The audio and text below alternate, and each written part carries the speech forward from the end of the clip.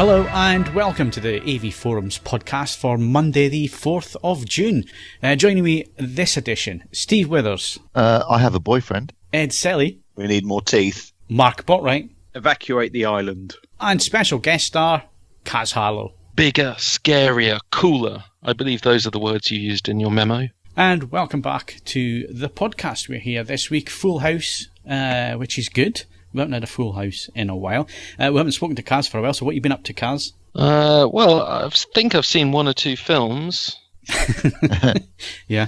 Well, just about everything has suddenly landed on 4K. This appears to be the year of 4K. We can't complain because I suppose in a way we've been waiting for the format to really pick up, but everything's been dumped. All of the big hitters are coming out this year. And it's been a ride. No, it's been good so far. I mean, I'd hate to be Steve's bank account. Yeah, good question, good point. It's been an expensive month. I think next month things calm down. Well, this month actually, we're into June now. Things calm down a bit, but You're the only person I know who could have their card cloned, and the person stealing it would have a more sensible spending pattern, I think.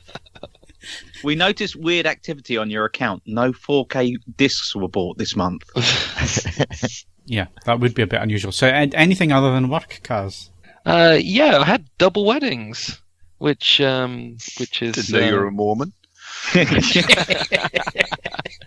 Which was interesting at my ripe old age, because I turned 40 at the beginning of last month, and there aren't that many people in my kind of group which have yet to be married. So does that mean you had to defuneral your suit before you put it on?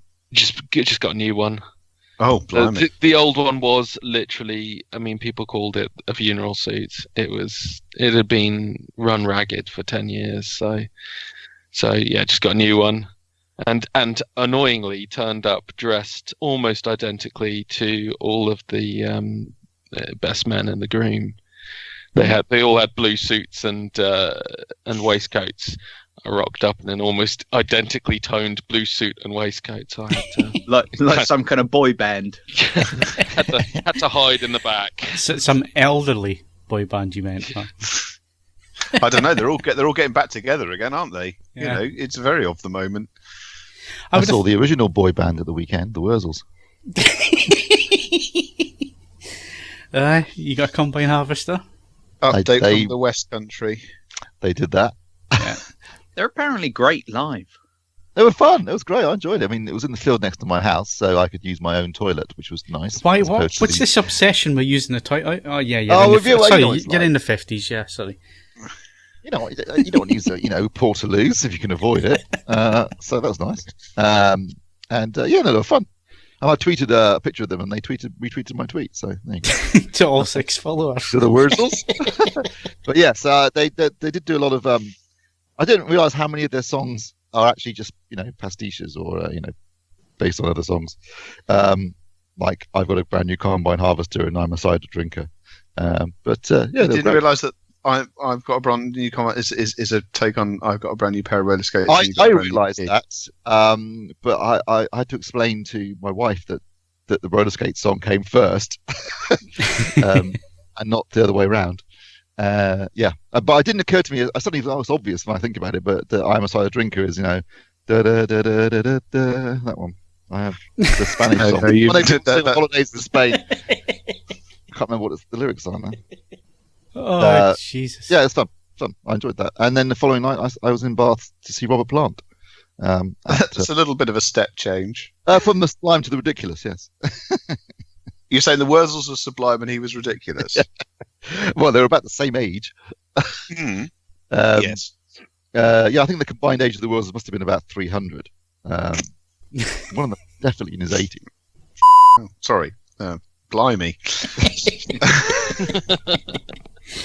What have you been up to, Ed? I have been working my little cotton socks off for you and some other people, just trying to get some stuff together.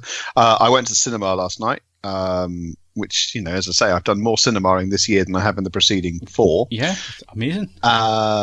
And I'm getting ready for, unlike Kaz, I'm getting ready for a funeral. I've been de-wedding and funeralising my suit for a funeral on Monday. So, living the dream, I think it's fair to say. And I got my son over in my granny annex this evening, which is always nice, but it's not a huge place. And he does bring a lot of stuff and noise with him.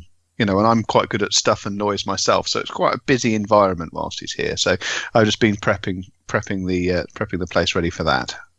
It's all good. Excellent. Mr. Botwright, what have you been up to? I did a pub quiz the other day. Did you win? Good. Yes, indeed. Okay. Excellent. What's your pub quiz team name? Well, as we were from the kind of ceramics group, we were gone to pot. Oh, splendid. Excellent. Were there some other strong general knowledges in your pottery group? Do you have strength in depth, or was it a lucky win? No, well, my brother-in-law has a very strange kind of knowledge subset. In that, like, one of the questions was he knows everything about local geography, and he knows everything, kind of engine, car related, that kind of thing. So one of the questions was, in which country is Timbuktu? And he straight away said, I think it's Mali. It's Mali. Yeah, I'm pretty impressed with that. And he went, yeah, because the Dakar Rally used to go through, and Dakar. Dakar was something totally different. Oh, yeah. Sorry, that rally was a real downer. Not many survived it. That was more of a rail tour, unfortunately. So, yes, there we go. But no, that's good. I was only asking because the last time I was at a pub quiz, there was a team and they had the best name I've seen in some time, and they were called Mortal Kumquat, which I just thought was brilliant. Nice. Our pub quiz is called the Valley of Guanji. Well, I'm sure it is. Which is great if you're a Harryhausen fan, but everyone always pronounces Guanji wrong, which is annoying. And there's probably nobody else. There's probably nobody else there knows exactly what it is. Yeah. No one else understands it at all. At our Nerdfest. Sure. Mark, is everybody in your potty group related to you? Yeah, my sister goes as well. Is this going to be like the Wedgwood clan? Can I look forward to a range of Botwright pottery before the year is out? Given the pace at which I work, no. They will very much be limited editions, I would. Signature pieces. I look forward to this on the Antiques Roadshow. It's a genuine Botwright. Yeah, I did offer to make you that Lionel Richie head if you want. Do you know what? See how we go with that.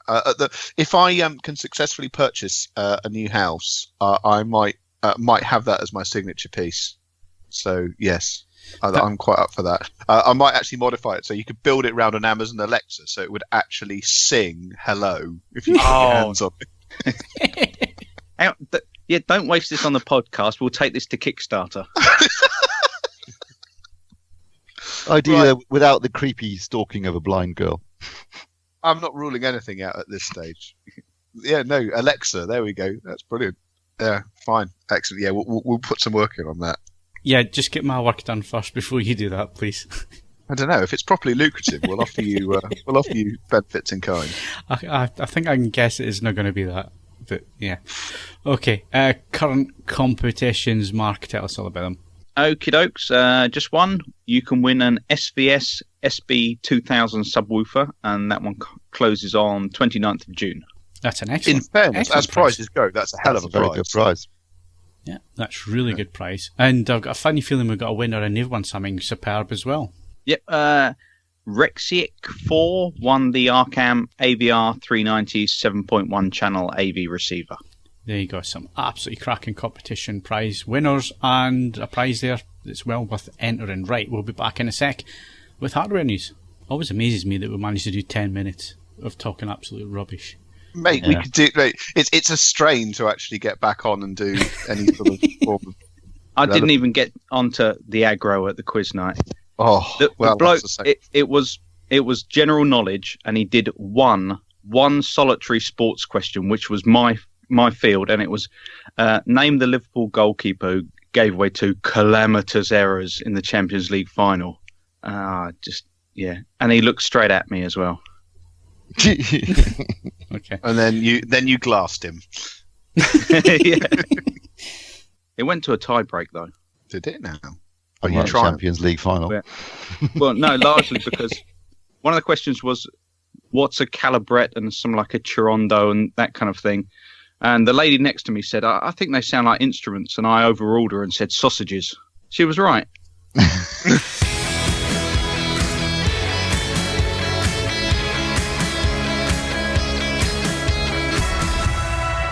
Okay, hardware news, and this week we've quite a bit of news, and a bit of news that we were discussing last week, Steve, and wondering if the BBC would do this, and they've confirmed it this week. So they are World Cup games. I think is there 29 games? Yeah, 26 29 games, Yeah. I think it is, will be streamed Yeah. in 4K and HLG. Yeah, the issue here, though, and there's always a but, is that it's first come, first served. Yeah. So I think for, the lowly games during the first 2 weeks, I don't think there'll be too many issues there. I think when you start getting into quarterfinal, semis, final, you're going to have to be there poised, ready to press the button that is the broadcast starts if you want to see it in 4K HLG. But then again, I don't think there's that many sets, unless you bought a TV in the last 6 months. I don't think there's that many sets that can do the full bandwidth HLG. So that automatically limits numbers, and they're talking about tens of thousands. So I think those that have the kit, I don't think you're going to see too many issues, hopefully. No. Right, can I ask a really stupid question before we go any further, which I'm sure maybe is certainly relevant to podcast. Obviously, I've got my B7, and it's got iPlayer and some such on it. So is that going to be an option for me? So what you do is go into iPlayer, and if you go to settings and put it into the beta mode, and then it should pop up in your menu options the HLG test, so that you can test that it is working. So you'll know straight away that you've got it. Yeah. And then when it comes to the interface for the football, I am not sure if you need to go to the beta menu and select it there, or whether it will pop up when you open up the app. This is the thing we're not too sure about. I'm guessing it's going to mirror whatever happened with Blue Planet, because that was the last sort of Yeah, but that wasn't flagship. live. That was available to watch. Now, they did do a live bit on the FA Cup final. Unfortunately, as I discovered, they were doing it for the second half and not the first half when I was trying to watch it in HLG. But I think, well, I don't know. I think the best thing to do would be to pick a game you're not that interested in as a test run. That would be all of them. Okay. Any game, really. And then see how it goes. But yeah, I imagine it will be an option to live stream it. Normally you can watch it live, and then maybe they'll give you an option to watch it live in 4K HDR. Yeah, just not sure what the interface is going to be. So I mean, I have to be honest. I'm cagey about it, because, as discussed last week, I have a defined limit of broadband availability, and I suspect that it will nuke it. But I think I'm intrigued. We'll see how we go. I think they're setting the cap at 40 meg anyway, so you need to have a 40 meg capability to start with. I don't think I've got that, to be fair, so we'll see how we go. I got offered 150 meg option on my BT line this week. I'm like, you joking? I mean, I already get 76. Yeah, they're off for £3 extra a month. I'd probably go with that, in fairness. Yeah. So true. The only issue I've got with this whole first come, first served thing is the fact that for the smaller matches, they have no preamble, which is fine, which means you can tune in at the time of kickoff, practically. For the larger matches, if you figure that they might have, kind of half an hour or an hour or something beforehand, then if it's first come, first served, you have to, hit the button and tune in early. You can't just kind of rock up at kickoff. You've got to get in there for a while. You've like got to be Robbie dedicated. Savage is on screen or something. Yeah, that's You're just going to have to be dedicated and hit the mute button. Robbie Savage in HLG and 50 frames a second. So yeah, it's going to be interesting. I mean, I've got 2 TVs here at the minute that'll be able to do it, so I might just take up to the places there. So yeah, it will be interesting, and I've got to say the stuff that I've seen already in HLG, it looks really, really nice. So it'll be interesting to see if the live feed can keep up with that, because everything I've seen so far is it's all pre-recorded stuff. Yeah. So it's going to be interesting to see what happens live, and if there's any issues there, like stutter or where it drops out or any artifact and that kind of thing. I should imagine it's not going to go flawlessly. Well, no, it's a test. It's a technology only a test, test, and obviously they've said that as a disclaimer. So yeah, are you going to try out the VR stuff, Steve? Yeah, well, obviously we were expecting some 4K HLG testing on the World Cup, but I was not expecting them to do a VR option where you can basically be sat in one or two places. I think behind either goal, or you get the option of being sat in not the raw box, but the sort of the halfway line high up. Yeah, wherever that sort of the important people's box, the VIP box, they got a view from there. So that would be. I'm definitely going to check it out, just out of curiosity. It's called the prawn sandwich box, Steve. That's what they call it. Right. So yeah, a strange one, but worth checking out. I think just out of curiosity, but I don't think it's going to catch on, if only because the resolution won't be there. But the only thing I couldn't work out was the VR one said it would be 33 matches, and the other one said all the BBC One matches. So I'm assuming then the VR one's got some of the BBC Two matches. It might be. It might be red button stuff. Might do that as well. So yeah, I mean, it's interesting that the BBC is doing that. I think Sky had offered to do it for free, to host it on their satellite service for free, but I think because of the way the BBC set up and the contracts that they have and so on, they couldn't go down that route either. So it's interesting they're doing it on their own through the iPlayer. So it's going to be interesting to see what the quality is actually like on that. So I've got to say, I'm looking forward to it. I'm actually looking forward to the World Cup. I think it's, for the first time in a long time, it's quite an open one, Mark. I don't think there's that many I love favourites. it's directed specifically at one person, because the rest of us are just going to go. I've now realised that you should question the people that actually know about what they're talking about, which narrows it really down on this podcast. It's taken you 10 years to work that one out. Hey, it's 12 years, Steve. Mark? It's been that long. Yeah. Yeah. Sorry, stunned silence at that 12 years. God. Yeah. Yes. No. It's could be quite an open one. In the sense that, you've still got kind of half a dozen teams who could win it. Open in the sense of Argentina, Germany, or Brazil. But, if you look at squads like, Belgium's squad, they could do something. France look like they might be handy. Yeah, exactly. France. It's a pity Italy aren't there. Netherlands as well. But failed to deliver anything like the promise that there's been in the individuals in the team for some years, so it's not hugely surprising. And the Netherlands is also a selection of individuals, and now they're led by Ronald Koeman. We can look forward to them never turning up at anything significant ever again. Yeah, this is why I think with Italy always have a bit of trouble with their form in between tournaments. However, you look at the last time they won the World Cup, and they were decidedly patchy through the group stages anyway. But they're a kind of knockout tournament team in kind of stark contrast to England, who tend to steamroll most teams in the qualifications and then just fall apart at the tournament. It's a good World Cup. I think the showpiece opening match might be one to swerve though. Russia versus Saudi Arabia. That's the one to test HLG on. Definitely. Yeah, well, that's the thing. You'll be watching a fairly poor game of football between two of the lowest ranked teams at the tournament. In fact, I think they are the two lowest ranked teams. Yeah. I don't know. I think there's just something about this year where I think it's a bit more open than it has been in the past, where you're obvious favourites and so on, and nobody's actually setting the world alight at the minute. So I think we'll see some surprises this year. Or at least I hope they will, because then it gets a bit more interest in the tournament. I mean, if England start playing, obviously they won't go too far because they always choke, and it's not through any fault of their own. And before anybody starts, I was born in England, so I'm allowed to say this. They choke, but they choke because of the pressure that's put on them back home and with the press and all the rest of it. Because as soon as they start doing well, everybody assumes that they're world beaters.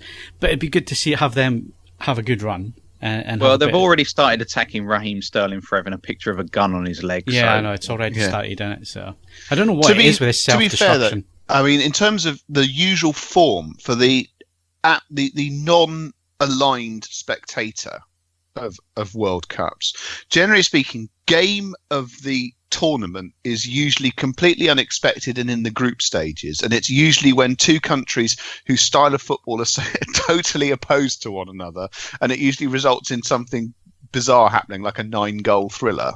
So that usually happens towards the later stages of the group game. And then the rules are, tragically, that the further we progress into the tournament, the duller it gets. I mean, the one glorious exception to that was last World Cup with Germany's demolition of Brazil, which was frankly hilarious. That was a little bit unexpected. Enjoyable. Yes, it was. It was very, very entertaining. Usually, what I enjoy most is watching the cup holders get knocked out in the group stages, which Spain, obliged last time. I really enjoy watching France get knocked out in the group stages in 2002. Unfortunately, the holders are Germany, so there's sod all chance of that happening this time. They're very methodical. Yeah, no, the Germans they're consistent. If nothing else, if we'd been born in Germany, in my lifetime I could have watched my country win the World Cup 4 times. I was born in Germany, in fairness, but yeah. Thank God you didn't go where I thought you were going with that one, Steve. You've got form on that. But no, it'll, as I say, the game of the tournament is always utterly unexpected. And it will crop out of nowhere. But I need to have a proper look through the group stage games to find potential candidates for something that's just going to go off on one. But no, as I say, it's an interesting distraction, and we'll see where it goes from there. Yeah, maybe we can do our game of the week. Yeah. Yeah, tune in if you want the complete opposite to what pundits normally do. Mate, I don't know. We've got a little bit of a Garth Crooks vibe to some of our rounds. And I would argue that there would be a 700% reduction in the phrase "at the end of the day," which in itself has got to be worth something. He knows where the goal is. Game of two halves. Blah blah blah. Schoolboy error. Although actually now Alan Hansen doesn't do Spotter's badge. Reducer. And then obviously the one that really annoys my father is massive game. As if any game at the World Cup is not, by its very definition, fairly massive. But that one really annoys him on a molecular level. In the same way that if you watch the marathon, Brendan bloody Foster they're off world record pace. Well, yes, the very nature of a world record is that it's a pretty singular event, you tit. Yeah. I mean, the best thing is the Scottish drinking game, which is, how many times within the commentary, even if it's not an England game, how many times in the commentary will they mention 66? I think strangely they've actually been told to stop that. I think it's been so long now that you just can't do that anymore. I mean, I realised that in '96 with Three Lions and 30 Years of Hurt, and the sudden realisation that was 22 years ago. It's like, hang on, 52 years of Hurt. Yeah, we really need to let go of the whole 66 thing because it's just embarrassing now. Yeah. Well, at least Scotland's not there for a flying visit. And talking about flying visit, did you like the link there? Ooh. Oh, I was working on that one. I like it, but I know where you're going. No one else does. So right now the link is a bit shit. You need to follow through with the punchline. All right, I need to follow through. Right. So I paid a flying visit to London yesterday, and it literally was a flying visit. It was literally a flying because you were in a plane. Yeah, I was on a train, so it wasn't literally a flying visit, but it was a flying visit in the terms of I was there an hour and 10 minutes and then back again.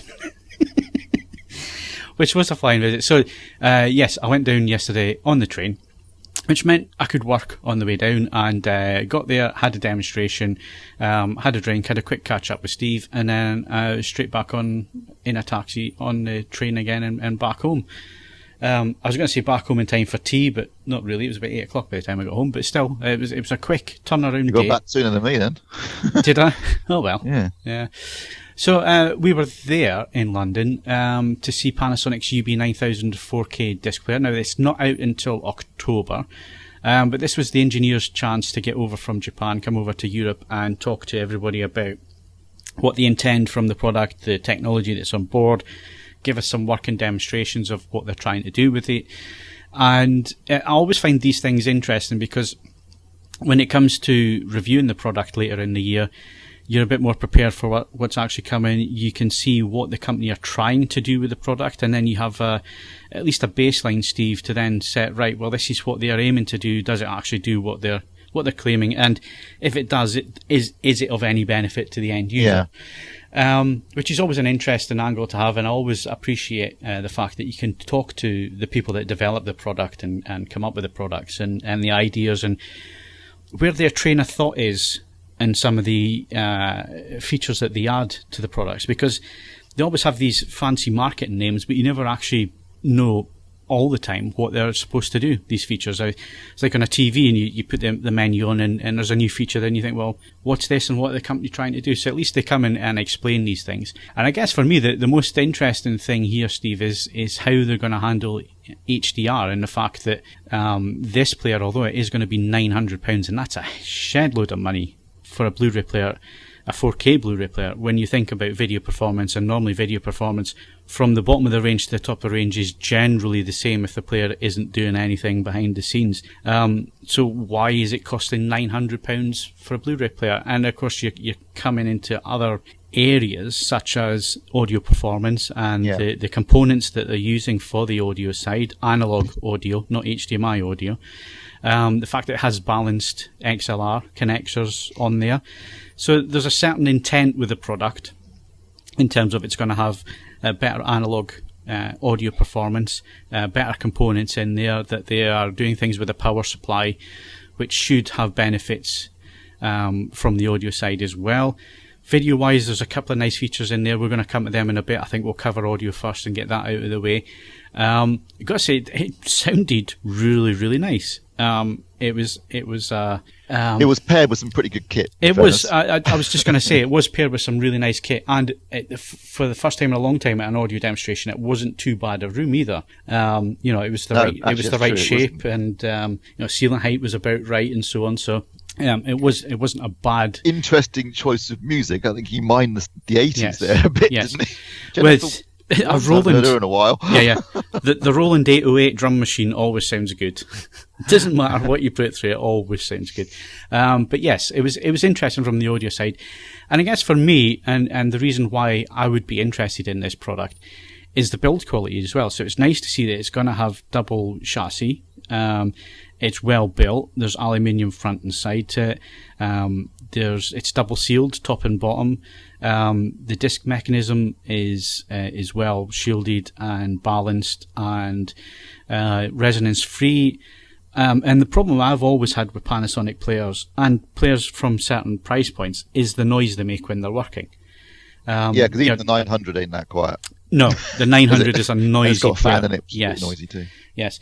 So whereas this is or has the potential to be really quiet. I noticed it has got a fan in it. It's the one thing that I really liked about the Oppo. The Oppo was the build quality on the Oppo is superb. It's well resonanced, anti-resonance. The drive, you don't get any noise. It's whisper quiet. So if they manage to do that, and I hope they will at £900. See, don't you think though? I mean, you say, why is £900? Well, it's got all these DACs and balanced XL outputs and this sort of stuff. And I think, I'd like it if they made a player that didn't have any of that. Just made a really solid player, with which should HDMI. be the 820. So that I think it's not going to have the same build quality though, is it? Well, no, but you don't need the same build quality, do you? So no, but what I'm saying is, I'd like a really well-made player, and absolutely quiet and silent, beautifully made, solid, but not all the analog stuff. So it would be a bit cheaper, but you still get the build quality. I know you could say, well, Cambridge Audio did that, but they took out all the analog stuff and increased the price.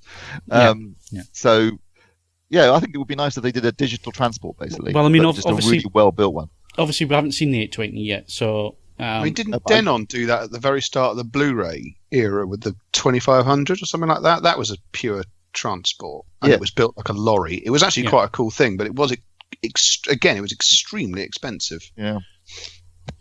So not a perfect fit. Did you say you've used the 820, Steve? I think I've seen a picture of the 820. I've seen the picture. It's not the same as using it. So no. What I mean is, it didn't look anything like the 9000 in terms of build quality. It looked more like the 900 or something like that. Yeah. But we don't know if it's going to make a noise playing a disc. I'm not saying that. I'm just saying I just like the idea of a really solidly built bit of kit. It's something pleasing about owning something like that. Yeah. Also, it doesn't play SACD and DVD audio. Should point out. So although I'm imagining Panasonic were absolutely delighted at the news that Oppo were pulling out of the market, people who are thinking of the 9000 as a direct alternative to the Oppos obviously were universal displayers, and this is not. Yeah. To be fair, I mean, it's one of those box ticking things that people seem to please. I would also say if your desire is for the quietest mechanical player possible, SACD playback has always been very bad news for that, because you need to introduce a third speed to the mechanism, because Blu-rays and DVDs spin at one speed and CDs spin at another, and then SACDs spin at a completely different speed. And because, for reasons I have never fully understood, that speed puts it much more closely into resonant sort of points. So SACD players, unless you make them out where they weigh sort of 15 kilos, can often end up being very, very noisy for that reason. It was always a very peculiar oversight on the part of the designers. Yeah. So there you go. And important point to make is it can't be updated either. So this chipset, it's not possible for them to add it in future firmware either. So it definitely won't have that support. Right, so let's move on to the important thing, and the thing that they were really demonstrating and wanted to basically show us yesterday, which was their new HDMI optimizer technology, which is basically a tone mapping function in the player. Yeah. So their idea is that the player will do the tone mapping and then send metadata to the TV. So the TV has to do minimal tone mapping. And where this really makes a difference, and this is for static metadata, so this is not for any dynamic metadata system. So HDR10 Plus and Dolby Vision, if you're using the player for either of those, it switches this optimizer off completely. It's only designed for static metadata. But where this really piqued my interest, Steve, is that you can go into the player and you have 4 different settings that you can select and actually tell the player how you want it to tone map the content. So if you've got an OLED screen, there is an option for OLED, which will basically, I think he said it was 1,000 nits tone map. Around about that, yeah. Or round about that, 900. Which is where OLED is at the moment. There is then the option for super high, which is 1,500 nits. You then have the default, which is the middle luminance setting. I can't remember I can't remember what they actually call it, but it's 1,000 nits. Yeah. And then the one for limited is 500 nits. Now it's the limited one I was really interested in, because this could be the ideal player to use with a projector. And this could be the ideal way of tone mapping your content, because projectors are predominantly 200 nits, 300 nits maximum. When it comes to brightness. So you can actually tone map in the player, and then the player will send metadata out at 500 nits, which is more in line with what the projector is expecting to get. And it's less work for the projector to do in terms of the tone mapping. Plus, the tone mapping that they're using, the optimizer that they're using, really helps in terms of color accuracy as well. And I was really quite surprised. They used a demo from Pan, which is obviously a demo disc that every reviewer on the planet uses. Very colourful film. It's very colourful, but it was graded at 4,000 nits, and it's great for checking for clipping and how different sets are using tone mapping to try and get around clipping and so on. So it wasn't clipping, it was showing the sun properly. But because it was at 4,000 nits, and the way that OLED works, it loses saturation in the colours. And this sunset looked yellow on the OLED where it should have an actual orange hue to it, Steve. Yeah. And what the optimizer did was put that orange hue back again by the way it was tone mapping. And it did so without affecting the dark parts of the image too, which was... Exactly. So they did put a test pattern up. It's the first time I've seen that test pattern, actually. But it was a 10,000 nit test pattern for the primaries and secondaries, and again, looking at the darker parts of the image, it wasn't affecting those at all when you were putting this optimizer in. So again, it is a product demonstration by the company selling the product, and you should always have that caveat in the back of your mind. We will obviously test this when we get our hands on the players in October and test this fully to see if it's actually doing it. But I like Panasonic's thinking. I like the way they're looking at this product. They're looking at the problem of tone mapping as well, because contrary to what people might believe in terms of EOTF and all the rest of it, yes, there is a standard there, but not one manufacturer does things the same way. They all have their ideas of how they are going to tone map the EOTF and the content to their displays' best attributes. So some will... Which kind of makes sense, doesn't it? They understand the capabilities of their display, so they want it to perform as best it can using the EOTF PQEOTF as a guideline, but they do deviate from that quite a bit. All of them do to some extent because they want their TVs to deliver HDR in the best possible way that it's capable of doing. Yeah, it makes sense, really. It does, and some will tone map under the curve, some will tone map above the curve. If it's above the curve, it'll be a little bit brighter. If it's below the curve, it'll be darker.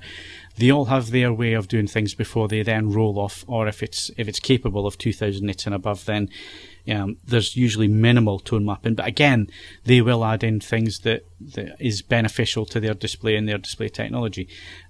So yes, it's interesting that Panasonic are looking at this problem and giving you a solution within the player, definitely for more limited TVs and projectors. I think this is where this technology and the way that this player does it becomes of a real benefit, I think, to owners of TVs like OLEDs and projectors. Yeah, I mean, you should stress that the TV, this feature can be turned off and it ships with it off. Yeah. So you have to engage it if you want to use it, because obviously, a lot of people buying a 9000 are going to be enthusiasts, I suspect, but it is going to be available in the is it the 320 and 820, 420 and 820? Yeah.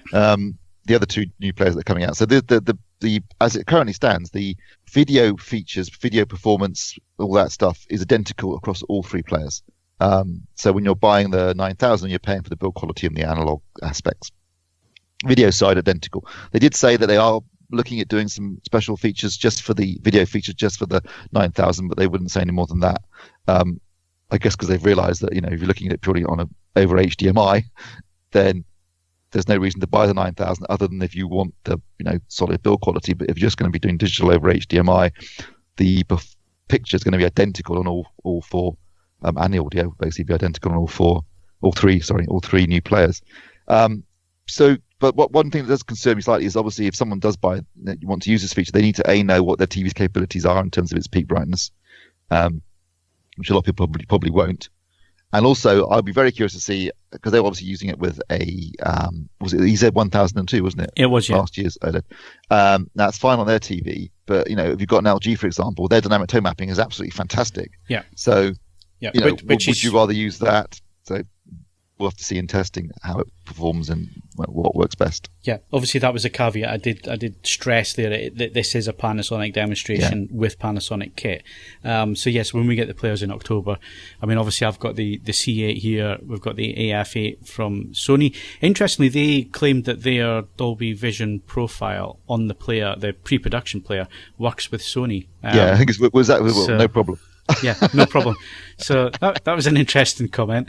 So it's going to be an interesting. It might be that they're that Dolby insist upon them doing it as part of the agreement.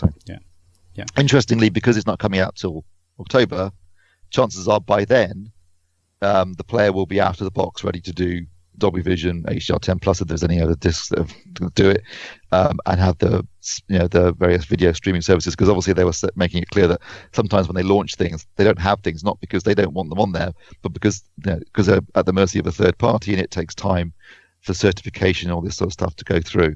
So chances are that the other two players, which will come out earlier, maybe you have to wait for an over the air update, internet update for Dolby Vision.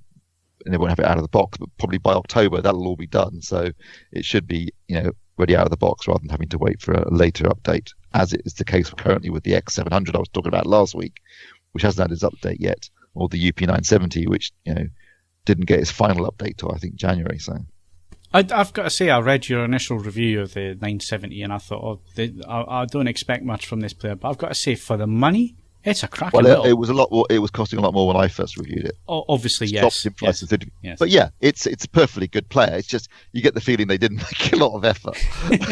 Well, no, really. But what they wanted was a Dolby Vision capable player out there for their OLED TVs, and in that role, it does exactly that. And it's all right in terms of build quality and that kind of thing. I mean, it's built to a price point, and if you're only paying 150 quid, you can't really complain. It is a little bit noisy as well. but then I've got to sit next to an Xbox One X, and that's noisy as well.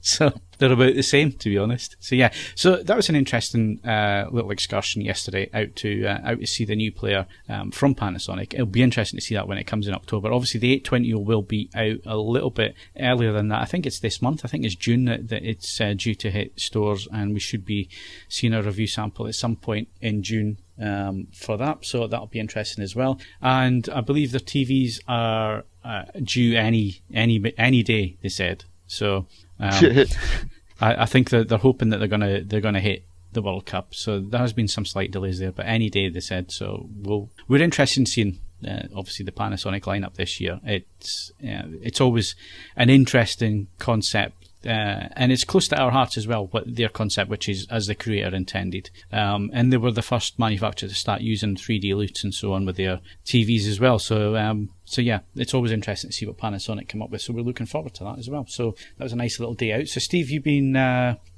looking at another Samsung soundbar. Did you just get these in bulk? Did you? Yeah, they seem to be sending them all to me for some reason. This is their entry level HW-N400. Which is it's £299. It's a single unit, so there's no subwoofer attached. Separate subwoofer included. It's just a single soundbar. Much smaller than the previous soundbars I've seen. This is obviously aimed at smaller screen sizes. Same design though, in terms of the build quality and the general look of it. It's kind of a black rectangular soundbar, metal grille at the front. It's basically a stereo speaker configuration with the built-in sub or built-in woofer, shall I say? It's a nice little competent soundbar, but it's not the most inspiring. Up till now, I've been quite impressed by the sound quality on some of these Samsung soundbars. This one is perfectly adequate. It will certainly beef up the sound quality on a thin, smaller screen TV, but I've got to say it lacked. It certainly lacked power. I noticed they don't anywhere in their marketing mention what the built-in amplification is, but not much, I can tell you. You can whack it up to 100 on the volume and it's still not very loud. And it doesn't break up or anything like that at peak volume, but it just isn't particularly loud. So you wouldn't want to using it in a big room. It hasn't got the power for a larger room.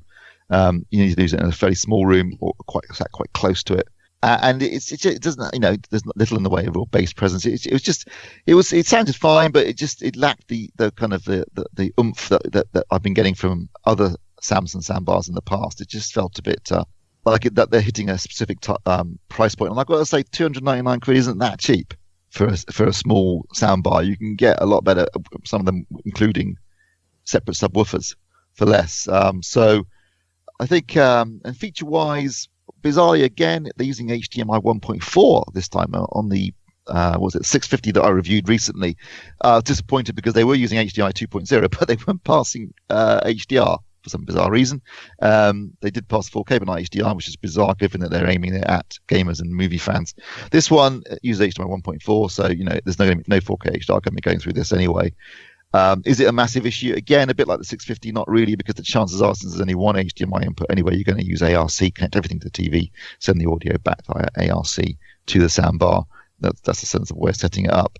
But I just thought, this day and age, I kind of expect a £299 soundbar to pass 4K and HDR. And it doesn't have anything like no multi-room features. It's just basically got HDMI in and out, optical and Bluetooth. So it does the job, and it sounds fine. But I just felt like it's a bit for Samsung. I'd expect more. So I was a little bit disappointed, really. It just felt it was just perfectly adequate, but I'd expect more, and I'd definitely expect more for 299 quid. Okay. So a little bit disappointing, really, and more in terms of value for money than anything else. Yeah, basically, yeah. In terms of value for money, I think, because I remember a few years ago there was a couple of soundbars that Samsung did, and they were soundbar with separate subwoofer, and they were kind of about the same price as this back then.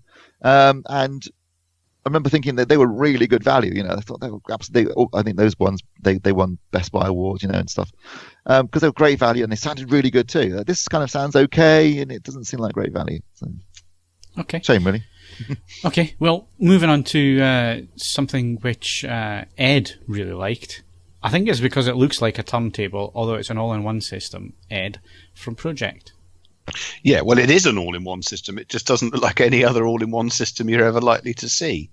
This is called the Juke Box, and it's, at first glance, I make no secret of that, this is almost incomprehensible that you'd build a product that looks like this. It is a standard belt-driven turntable, to which, in the back of it, you'll find an amplifier and an additional input.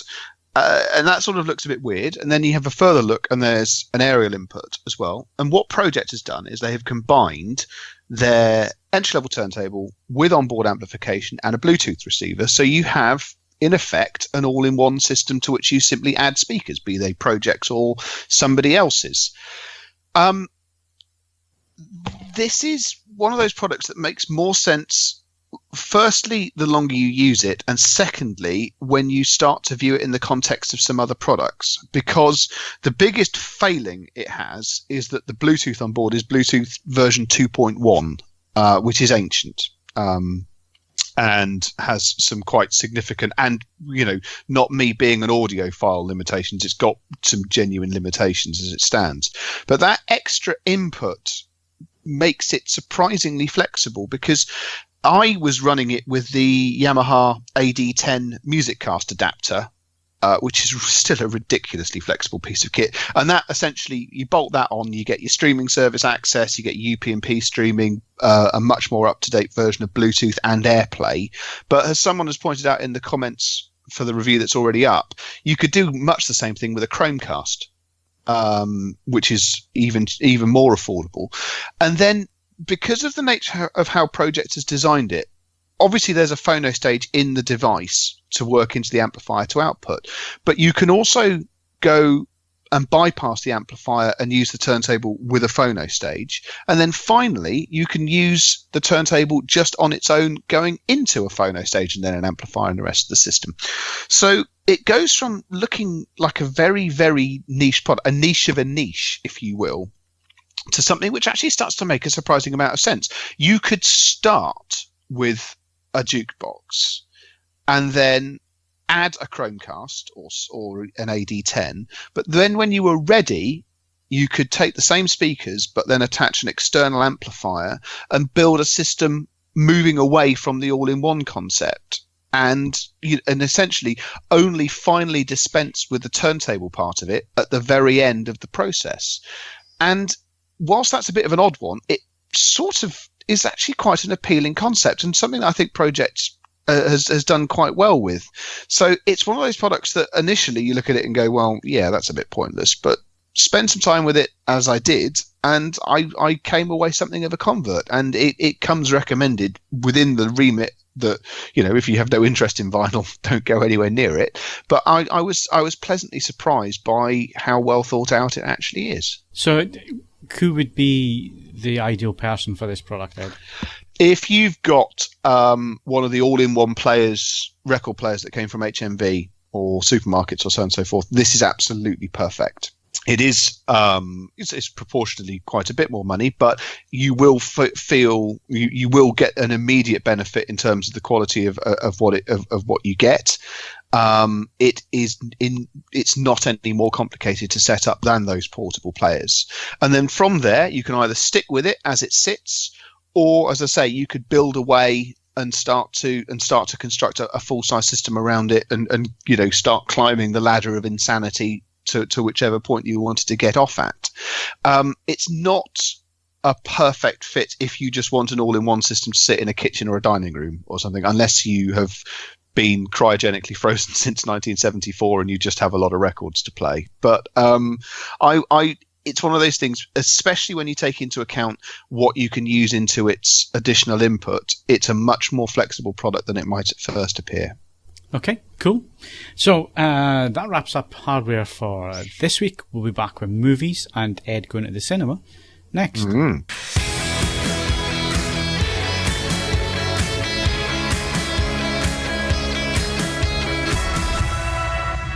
Okay, so moving on to movie news and reviews. The big news is Ed went to the cinema. Tell us all about it, Ed. Yes, I went to see Solo. A very good friend of mine. What a shame. Well, very good friend of mine. We and ahed because neither of us were. Whilst we don't have with us levels of hatred towards The Last Jedi, neither of us exactly came out of it going yay. But we sort of looked at it. We thought, well, why not? And in true Ron Howard fashion, like we were discussing last week, it's a perfectly serviceable piece of filmmaking. Although we went to see it in 2D based on some of the feedback from last week. I've no idea unless the 3D presentation is scorchingly bright. It just strikes me as far too dark. Yeah. To work terribly well in 3D. Do I have a burning desire to go and see it again? No. Do I feel that it sat reasonably happily within the construct of the Star Wars universe and had some reasonable performances from quite a few people? Yeah, I thought it passed an evening perfectly pleasantly. Did you feel like we discussed last week, myself and Steve, that if you removed Solo and Chewie from it and did a few tweaks, you actually had an interesting movie there that was more interesting because Solo and the Wookiee weren't there? There's an element of that for sure. Yeah, that's a possibility. But then you end up with generic Star Wars heist movie. I'm trying to think of it because there's not enough of them to be a Magnificent Seven or a Dirty Dozen. But it's a sort of weird, wet space western sort of effect. It could possibly with some tweaking, yes. You would have to switch more to a sort of Godfather-style syndicate wars than what they did there. But the syndicates are in themselves quite an interesting construct. How do you discuss this without spoilers? There's an element that they meet 3/4 of the way through, which changes your point of view of them because you see them earlier during the heist. And then they turn up later, and it completely changes your point of view. For me, that group would have made a more compelling. There's something to be said for that. Yeah. Yes. I think they could have made a more interesting original story if they'd not included Han and Chewie, but they just didn't have the courage to do it. Yeah, I think so. Yeah. They thought we've got to have a big name from the Star Wars universe to tag this onto, and I get this feeling that maybe is what they're planning to do with the films that they announced last week. Boba Fett movie. There's also talk of an Obi-Wan movie. That these films could be connected, but they're just using a named character, a big name character to pin the film on, but they could still have lots of other stuff going on in the background. So Boba Fett movie could interact with Han Solo, for example, quite easily. So could to a degree Obi-Wan. Because I got the impression in Star Wars that when Obi-Wan introduces Chewie to Luke, that he already knows him. Because, this is Chewbacca. He's the first male shipper. Might suit us. It got the impression that he may not be a complete stranger to that bar and the people that go in there. So there's room for crossover there. And I can't take credit for this, but a friend of mine suggested, that the Boba Fett movie could be like, they could remake The Good, the Bad, and the Ugly or something like that with Boba Fett and some other bounty hunters. I thought that would be brilliant. I would so be up for a film like that. So there's potential there, but I understand that they don't feel confident enough with the Star Wars universe as it currently stands to do things that are completely separate from the established characters. And didn't even work with Solo, did it? Because it hasn't done very well, despite having a named character as the lead. But we'll come to that point in a sec. But does this also point to the fact that you've just come up with that suggestion, your mate came up with a suggestion, I've made a suggestion here, and then we get disappointed when that doesn't happen? And do you think that that's maybe where things have happened with The Last Jedi and so on, because it didn't go along with the expectations that they'd set up, so therefore it disappoints? The Solo film, although functional and was okay, again there was certain levels that disappointed those. So is it a case of it doesn't really matter what they do with a certain element of the audience, they're never going to win? Yeah, it's probably true. What's your thoughts, Kaz? I don't know if you've seen the movie yet or not. I haven't seen it, and there's something telling about the fact that I haven't seen it. I've seen. Obviously, I'm very interested in the Star Wars universe, particularly given my daughter's named after a character. But I've had less and less enthusiasm. Why did you call her Chewbacca? Yeah, how is Jabba? it was predicting her future amount of hair and body weight. But the reality is that I wasn't that bothered about even The Last Jedi. Yeah. And with Solo, I mean, I want to see it because it's Star Wars, and because of the cameo that no spoiler on earth could clearly keep away from me. But I'm a bit meh about it. I'll see an Obi-Wan movie, because I'm quite invested in that character, and in a kind of a subtle way, I named my son after him. So I think that I'd be Ben. No, his middle name's Kobe. Oh, right. Which is kind of a nickname for Obi-Wan Kenobi. But yeah, anyway, I'm quite interested in that. I like the Kenobi book, and I've liked all his interactions with a certain much-loved character who everyone thinks is dead. The problem though for me with that is that Ewan McGregor looks nothing like Alec Guinness, and he's an older, so he's starting to get to the point, almost to the age where Guinness was in Star Wars. So how do you get around that? I don't know whether they'll really care that much. I mean, they'll never be able to fit it in perfectly. I think they'll just make him look older, maybe grey him a bit, as long as they get the kind of hair model right. I don't think, despite him not looking like Alec Guinness, I think he was one of the least offensive actors in the prequel series. I was going to say, in the list of issues that people have got with the films, I think that's fairly low on the list. Mm. I think he was an okay Obi-Wan. I mean, he wasn't Alec Guinness, but then again, who was? And Alec Guinness only got to do it for one movie. Yeah. I quite enjoyed him in the old ones.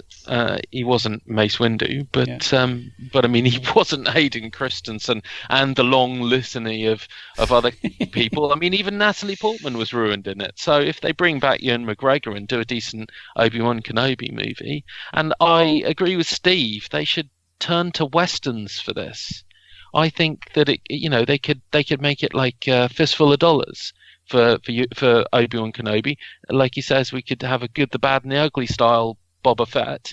They could turn to westerns. Yeah. They remade the Jimbo with Obi-Wan. That would be awesome. Yeah, that's what I think. I think it would be because he's in the desert and he could get involved with a couple of tribes, and he doesn't really want to be involved. He's in exile. I mean, it's coming full circle for Star Wars, given that they were inspired by films. So I think it would be a really good way to do something different and give fans a little bit more than they're getting at the moment. So if they don't do that, Kaz, are you going to be really, really disappointed? Yeah, everyone's got their own suggestions. Well, I know. This is the problem. Is interesting. I don't really mind. I mean, I'm not saying they've got to do it that way, but clearly the problem I had with Solo was that if I enjoyed elements of it, and the bits I enjoyed most were the bits that had nothing to do with Solo. But I did feel like there was a bit of box ticking going on there, wasn't it? Like, okay, so we've got to meet Chewie. We've got to, how was he named? That was the worst bit, by the way. How he got his name was just rubbish. Millennium Falcon got to win the Millennium Falcon off of Lando. Got to meet Lando. Got to do the Kessel Run. Basically, like, okay, so got to get his gun. Got to get, it's like, okay. It just felt like that they were just going like, we have to get from here to here, and we need to do all these things, and they did them all. And you felt like they could have done it in a more imaginative way. Another thing for me, Steve, and again, without getting into spoilers, we will do a review of this probably next month once people have had a chance and it's gone from the cinema screens, and it'll go pretty quickly because it isn't making any money. The problem for me is the time frame for this, because where are we in the time frame? Because I was struggling with this a little bit with certain characters. I think it's meant to be about 10 years before Star Wars. Right. About 10 years before, I think. Okay, because that wasn't made very clear, and of course, this Solo in this movie is very, very close to the age of Solo in Star Wars. So, in terms of Luke, as in his Luke, not Luke Skywalker. So, sorry, I'm just getting confused now. No, it's about 10 years. Because I think timeline-wise, obviously Rogue One took place almost exactly directly before Star Wars. Rebels takes place a few years, 3 or 4 years before Star Wars. This is about 10 years before. So I guess halfway between Revenge of the Sith and A New Hope, if you want to call it that. That's it. I think that's roughly the idea. They don't make it explicit, but if you're basing it on what Han looks like and how old he's supposed to be, then it's going to be about 10 years before. And certain people in it. Yeah. Right, so Solo bombed at the box office, Stephen, and I don't think it's any surprise because the screening you were at, there was 60 advanced ticket sales. That's over 5 screens. Over 5 screens. There was hardly anybody in the screening that I went to. Ed, was yours busy or not? No. And what was brilliant is Odeon. It's got the premium seating. Yeah. I mean, essentially, it was just a people in a square round the premium seating. Myself and my 2 colleagues were the only people who splashed for premium seats because I'm a wide load. So anecdotally, we can say we could have guessed beforehand that it was going to bomb because if the fans ain't turning up, then no one is. And yes, true to word, it did do very poorly. It's amazing. It was a number 1 film at the weekend, and as Ron Howard tweeted, it's the most successful film he's ever made. Which I thought was really good of him. I thought, oh, good old Ron, you got to like him. But yes, in terms of Disney's expectations, it was well below expectations. It was certainly a long way below Rogue One and a long way behind Force Awakens and even The Last Jedi in terms of opening box office weekend. So the big question is she going to get sacked? Is she going to get booted? Kathleen Kennedy? Yeah. I don't think so. I think they would have predicted this. I think they would have predicted that this had to happen at some point. I think they were just kind of using the already established kind of characters, and they were going to run this into the ground until one of them came up short, and from there then they'll have to expand again. It's just a case of whilst they've found this rich vein, why wouldn't you keep on going with it until you've kind of exhausted all possibilities? I don't think she will get sacked. I don't think she's doing a particularly good job. And don't get me wrong, I would never want anybody to lose their job ever. But it's a question that has to be asked. She's head of the studio, she's head of this, and it's her decisions, and it was her decision to sack the original directors and bring in Ron Howard and so on. So the responsibility lies with her, basically, at the end of the day. So if I was the question. I'd be questioning her decision-making. I would say, well, what are you doing here? You've got the Star Wars universe, and obviously they're going to compare it to Marvel, which is their other big product. Kevin Feige has done an unbelievably good job with as far as Marvel goes, and that's been best exemplified by the fact that Infinity War has just made nearly $2 billion at the worldwide box office. And they're putting out 3. Well, this year alone, there are 3 Marvel Cinematic Universe movies coming out, and 3 other Marvel films coming out that not been made by Marvel. 6 films in a year, and no one's talking about that being oversaturated. Whereas Last Jedi was out in December. 5 months later, you got everyone's going, "Oh, there's too many Star Wars films. It's oversaturated." But those Marvel ones are new to people. To practically everyone watching them. People have a vague understanding of who the characters are, but they're still new to most of the people who will go to see them. Slotting in something that is telling the story that you know where the character will go from there, and it's just an origin tale. There's not too much new there. I think this was always going to happen whilst they're using those kind of established characters and trying to slot things in around them. Yeah, I agree. I don't think anyone wanted a Han Solo movie, did we? None of us were particularly enthusiastic about it. Trouble Productions never good. I think they opened it right after Infinity War, and unfortunately for them, as soon as they moved Infinity War back a week to give Solo more space, Fox then moved Deadpool to right before Solo because they could smell blood in the water. They were going to have them, and it's worked. They got killed. They should have moved it. Well, I don't understand why they didn't. As soon as they sacked the directors last year, they should have just shifted it to December. I don't know why they didn't do that immediately. Because they we'll go to December, give Ron Howard time to do this properly, and also stick in the same annual cycle that they've got into now. I mean, they moved Last Jedi from May to December because Rian Johnson said he needed more time. They've moved Episode 9 from May to December next year because obviously JJ needs more time to completely fix the mess that he's been left with by Rian Johnson. So Yeah, they did it for them. They didn't do it for this one. I will never understand why they didn't just move the release date, because clearly they were going to get murdered in May. They had no chance whatsoever. This was never going to make any money. I mean, it just seems like logical. Obviously, once they got into the beginning of this year, they couldn't move it, because then it sounds like we've got a disaster on our hands. So they were stuffed once they didn't move it initially. They were kind of stuffed with the May release date. And the fact Ron Howard managed to turn this film around in 10 months is a credit to him, because it holds together as a movie, and he only had 10 months to basically reshoot the whole thing, do all the effects, everything. I mean, that is quite impressive. But I also think there is a heavy aspect to this, which is that there's the Last Jedi effect. I think it's only been 5 months since that, and there's still a bad taste in a lot of people's mouths, and they just think, like, sod it, I'm not interested. I think most of us would probably fall into that category. And we did go and see it. So those that didn't bother to go and see it, I only went and saw it because I've got an unlimited card. Yeah, a right, limitless card. You know what I mean? So if I had to pay for it, I probably would have avoided it and just get the disc. It might even turn out that way for me, actually. It really depends whether I can be inclined to see it over the next few weeks whilst other things are coming out. Yeah. Although I will be there this week for Jurassic World, and I'd even pay to go and see that. Because so let's move on. Films coming out this week. Jurassic World. Steve, you excited? I don't think excited is the word. I'll go and see it because I did enjoy Jurassic World. And now that I've seen a second trailer which gives a bit more plot away, it looks more interesting than the first trailer made it look. So I'm curious. Unfortunately, I can't see it next week because I'm not around, so I'm going to have to wait till the following week. But yeah, I'll definitely go and see it at cinema. I'm sure it'll be a big spectacle. Also, interesting director. They've chosen an interesting director for this, who made A Monster Calls, which I really loved. So I'm looking forward to it to a degree. But I'm not. I've got to say, I'm not. It's not one of my highlights of the year, but I think it'll be fun. Dinosaurs are always good, right? What about you, Kaz? I enjoyed Jurassic World. Saw it with my wife, and she loves the Jurassic Park films, but she's really not very interested in this new one, and a bit of that's rubbed off on me. And I have to say, I mean, it bodes well that Steve says the second trailer's better, but I was put off by the first trailer. It looked like outtakes from the first movie. Good, massive stunt outtakes, but it looked like just bits from the first movie recycled, and I'm not entirely sure that pulled me in. But I have ordered the entire Jurassic Park, Jurassic World 4K Steelbook set, so you never know. I might, after churning my way through that, want to watch it.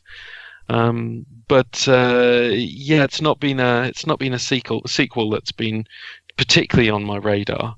The last one was enjoyable, but it didn't quite set the world on fire, and it certainly wasn't Jurassic Park. And I think I might even have a tiny bit of love for The Lost World. But we'll see whether that holds true when I revisit it. Lost World was one of the best, ironically, was one of the best Crichton books. In some as a book, it's a better book than Jurassic Park. It's just, unfortunately, some of the concepts that Crichton gets up to in the book would have been a royal pain in the proverbial to try and shoot as a film. So, it could never work entirely correctly. But I too have a soft spot for it for that. Okay. So I'll be the only person that goes to see this next week to talk about on the podcast then. I'm not ruling anything out, but it's a busy week. So once again, I might be the week after if I can find a suitable slot to go and see it. Okay, good stuff. Blu-rays, if we're still buying these things, what can we buy, Steve? Well, quite a lot actually. Got The Darkest Hour, Oscar-winning performance from Gary Oldman there as Churchill. I think have you seen this, Kaz? Because I think the film itself's fairly weak, but Oldman's really good. Is my general impression of it. It's what I've heard as well, but yeah. I haven't seen it. But we are covering it next week in 4K. Yeah. So it's obviously set just before the D-Day landings, I think. Is that right? Oh no, that's the other one. That's the other Churchill movie. This one is set over the course of the Dunkirk evacuation. Yeah, showing him at his as the title suggests, at his darkest hour. So might make an interesting companion piece to Dunkirk. That's out anyway this week. Also, Journey's End, latest adaptation of the Royal War I set stage play, which has had good reviews actually. Again, I haven't seen it, but that has had really good reviews. I've seen the play, so I know it's a I've acted in a play of Journey's End.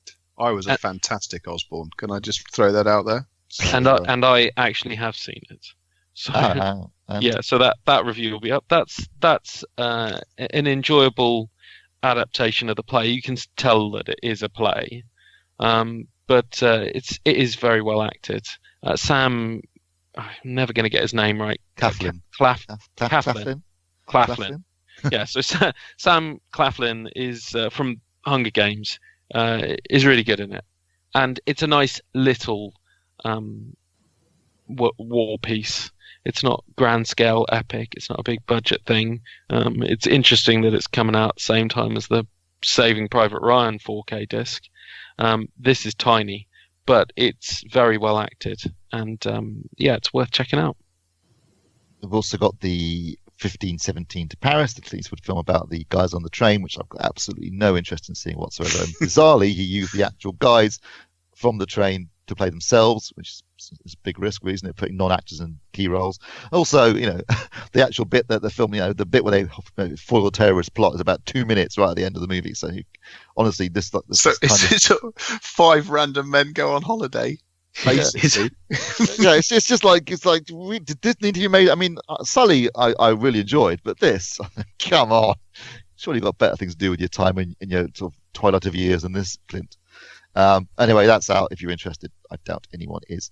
And also coming out, and this I love this movie, so I'm probably going to pick it up. The Dam Busters had a restoration thanks to, I think, Studio Canal, and that's out on Blu-ray this week. What's the dog called? Yes, I don't know how they've got. I mean, I appreciate that the dog's name is racially inappropriate in modern times.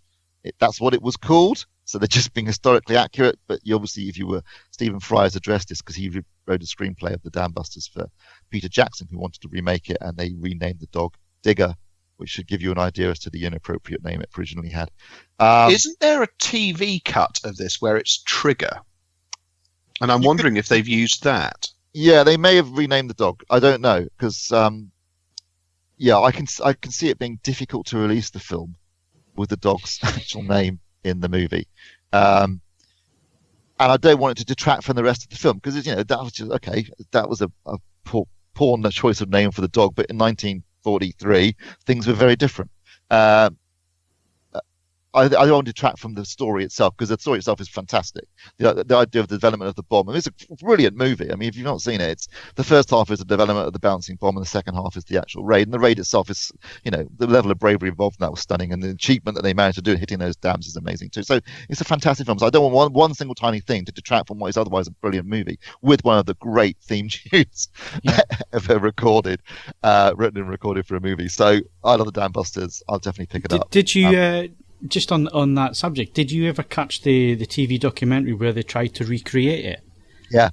And that was fascinating. If you're in any way interested in engineering or physics and so on, and how they actually developed this thing to bounce and to do what it did in terms of the bomb and so on, and then trying to do that with modern technology as we have it now compared to what they had 70, 80 years ago, and it just puts the achievement into a whole new perspective for me when I watched that. It was just, Jesus, that was brave. They did also point out a flaw in the film because the bombs in the film look cylindrical, but they weren't in real life. I don't know why they changed the design for the film. But I could make it more cinematic looking, I guess. But they weren't actually the shape they're shown in the movie. Yeah. But the actual what shape itself, were they? I think they were like a ball, weren't they? They were like like the old Carling Black Label advert? It was more more spherical than cylindrical. I'm sure that was the case. They didn't. I think whereas traditionally, and a lot of the prototypes just had flat, like they basically like a giant oil drum. Yeah. That was more efficient to gently curve the outer, so it looks more like a water butt. So it's not a sphere because actually clinging onto the sphere and spinning it was very, very difficult. I mean, the whole tragedy of the undertaking is it's incredibly clever, it's incredibly British, and the people that did it had levels of testicular fortitude that I certainly don't possess.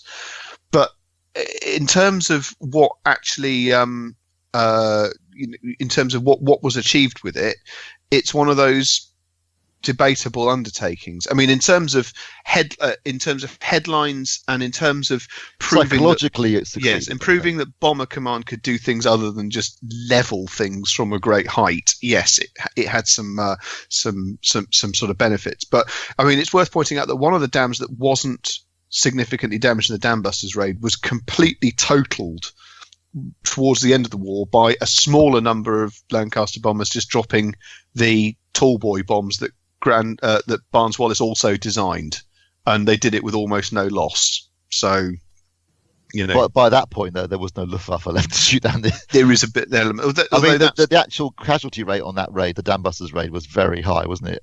Yes, I mean, I think, or something like that. It was insanely high, and given the levels of training and the fact that they were one-off aircraft as well, it was a pretty sort of, you know, as you say, it had good press and good sort of morale things, but a debatable use of time and resources in an absolute sense. Sorry, but there, yeah. But buy it. It's great. Yeah, why not? It's a great film. Okay, we're rapidly turning into a feature-length edition ourselves. So, 4K UHD Blu-ray, Steve. Well, as already mentioned, The Darkest Hour is available on both 4K and regular Blu-ray. I think Kaz has just mentioned it. Saving Private Ryan's coming out on 4K disc. I've got the US disc, which came out a couple of months ago. Absolutely awesome. Absolutely, it looks spectacular. It's new 4K restoration, native 4K from the 35mm camera negative. The picture quality is stunning. Any issues with the image are deliberate. I should point out, some people I've seen posting on Facebook and stuff that don't understand how the film was made. Anything you see like ghosting or double images or anything like that, that's deliberate. It was shot to look like camera footage, combat footage from the war. But it looks stunning, and the Dolby Atmos soundtrack is absolutely mega. One of the best I've ever heard. The opening for 20 minutes is just an oral assault like you've never experienced, as close as I ever want to be to being in war combat. Also coming out on 4K disc is the first season of Game of Thrones. And I think the first season may have been shot on film, so that might look really good. And a couple of announcements coming out over the next couple of months. So next month in July, Rampage is coming out on 4K disc. You must be fizzing at the bar. We've got July, Rampage on disc, and Skyscraper at the cinema. Oh, is that July? Is it? Yeah. Yeah, looking forward to that. Can't wait for that. Deadpool 2 is out on August apparently, and Bad Boys 1 and 2 are coming out on disc in September. Yeah, I thought you'd like that. Yeah, well, it took me ages to find the Blu-ray editions, because there was something wrong with the UK edition. I don't think they ever arrived on UK Blu-ray. It got pulled, yeah. Yeah, I had to go to the US to get them on Blu-ray. Yeah. So yeah, looking forward to that. I like the Bad Boy films. I don't know why. I just do. Yeah, and that's it so far as far as 4K goes. But as Kaz has pointed out, I could do with a bit of respite because my wallet's taken a bashing. in May. Can you all stop complaining about things? I mean, I have my big yellow self-storage is about to go full rate, and that's more expensive than my pre-circumstance change vinyl habit. A lot more expensive, and all I get in return is being able to keep my sofa. So in terms of unforeseen expenditure, that's pretty brutal. Yeah, all right, fair enough. And also the recent decision for oil prices to go ballistic. I mean, obviously Phil gets around this by doing 8 miles a year in his car. That's not a luxury available to me at the moment. And I have found myself driving embarrassingly slowly and smoothly at times. Aren't I feeling smug though, driving a hybrid? Oh, do one. Do you know what? Last night, coming back from the cinema, I don't care. I wouldn't have swapped at all. Yeah, it's just sensational. It's going to cost me about 120 quid. I'm going for a drive on Sunday to the Yorkshire Moors. There's 15 of us in Mustangs, everything from 64 onwards. We're going for a drive over the Yorkshire Moors. I couldn't care less how much it costs in fuel. Although I've got to say, 131 up here is pretty steep. I haven't seen it that expensive in about 5 years. So yeah, exactly. It's about 120. Well, the annoying thing is though, when oil prices tumble, which they will at some point, that won't get passed on to the driver. It takes ages to go back down. Phil, if you're going to the auction moors, a bit of advice: do not go for a drink in the slaughtered lamb. Yeah, and also we're going to stick to the roads as well. Well, that- hopefully the we're guys, going to the stick guys to in the the roads. earlier Mustangs will try and stick to the roads, but there are corners, so look out for Yeah. American classics upside down in moorland near you. Yeah, and if there's any people standing around in groups, be aware when the Mustangs come past. They've got a habit of doing the groups. Yeah, at the moment that someone points a phone camera, someone's going to have a problem. I'm amazed that Ford never addressed that in a recall. Point phone camera at Mustang, instant catastrophe.